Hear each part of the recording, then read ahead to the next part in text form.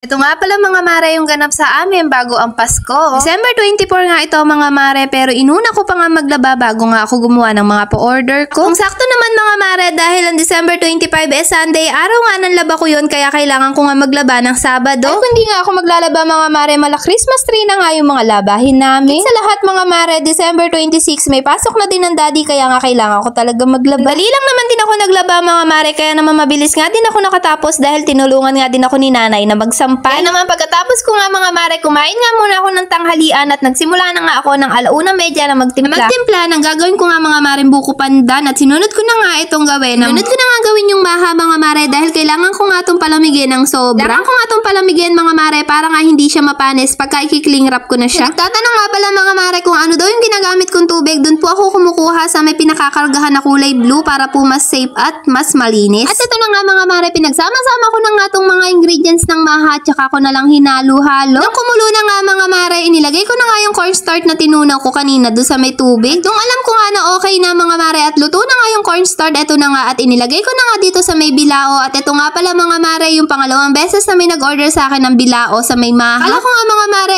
yun na yung una't huli kong pa-order ng maha. Kaso nga lang hindi pa pala dahil nasundan pa nga yun ng pa-order ko. Sobrang salamat nga pala sa mga umu-order sa akin, lalo na ngayon nagsisimula pa nga lang ako sa pagtitinda ng mga food bilao. Lalo na sa mga nag-order sa akin noong December 24, salamat po sa inyo. At ito na nga mga mare, pagkatapos ko nga hanguin yung maha, ito namang leche plan yung hinanda ko para nga maisalang ko na siya habang inaantay ko nga na palamigin naman itong mga maha na pinaglalagay ko nga sa mga food bilao. Sa may tab din pala mga mare. At nung alam ko nga na malamig na ito mga mare, ito nga at pinaglalagyan ko na nga ng cheese para nga mailagay ko na sila sa may rep para kasi mas masarap itong maha. Mas masarap kasi ang maha mga mare kapag ka malamig na siya, mas nagme-melt talaga to pag kinakain natin. At ito na nga mga mare, sinunod ko yung buko pandan natin, talagang creamy na creamy to mga mare dahil hindi ako naglalagay ng eba. Ko lang mga mare, nakasanayan ko na kasi at nasasarapan talaga ako sa ganitong timpla na Nestle cream lang at saka condensed at ayun lang. Pero syempre mga mare, kung isasuggest nyo nga din nalagyan ko ito, bakit hindi? Try din natin sa susunod na mga pa-order. Habang nagluluto nga ako mga mare, ito nga si Baby Gia ay talagang inaantok na. Ayaw niya matulog sa may toto niya, kaya naman ayan nga mga mare, pinatulog ko nga muna siya. Saktong-sakto naman din mga mare, pagkapatulog ko nga dito kay Baby Gia, saktong luto na nga din tong leche plan. Tapos ko nga mga maring magluto, nagpahinga lang ako ng kalahating oras at ito na nga nag-deliver na kami. Di na nga ako nakapag-video pa mga mare ng ganap namin noong December 24 ng gabi, kaya naman ito na nga lang hinabukasan. Sayang masaya nga si Kuya Liam sa natanggap niya regalo, kaya naman thank you po sa nagbigay. Nagabihan naman mga mare, ito na nga yung ganap ng matabang bata. Ewan ko ba dito sobrang taba,